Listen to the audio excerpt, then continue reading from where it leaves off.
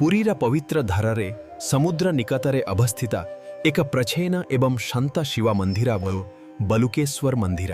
ପୁରୀରେ ଅବସ୍ଥିତ ଏକ ପ୍ରାଚୀନ ଶିବ ମନ୍ଦିର ଯାହା ଲୋକମାନଙ୍କ ପାଇଁ ବହୁତ ପବିତ୍ର ବୋଲି ମନାଯାଏ। ବଲୁକେଶ୍ୱର ମନ୍ଦିର କେବଳ ଏକ ଦର୍ଶନୀୟ ସ୍ଥାନ ନୁହେଁ, ଏହା ଭକ୍ତମାନଙ୍କ ପାଇଁ ଏକ ଗହୀର ବିଶ୍ୱାସର ପ୍ରତୀକ ପ୍ରକୃତି ଏବଂ ଆର୍ଦ୍ଧା है।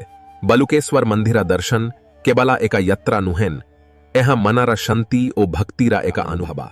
ପ୍ରତିଦିନ ବଲୁକେଶ୍ୱର ମନ୍ଦିରରେ ସରଳ କିନ୍ତୁ ଗହୀର ଭକ୍ତି ସହିତ ପୂଜା କରାଯାଏ। ଏହି ସ୍ଥାନରେ ବଲୁକେଶ୍ୱର ମନ୍ଦିରର ଇତିହାସ ଅନେକ ବର୍ଷ ପୁରୁଣା ବୋଲି ମନାଯାଏ।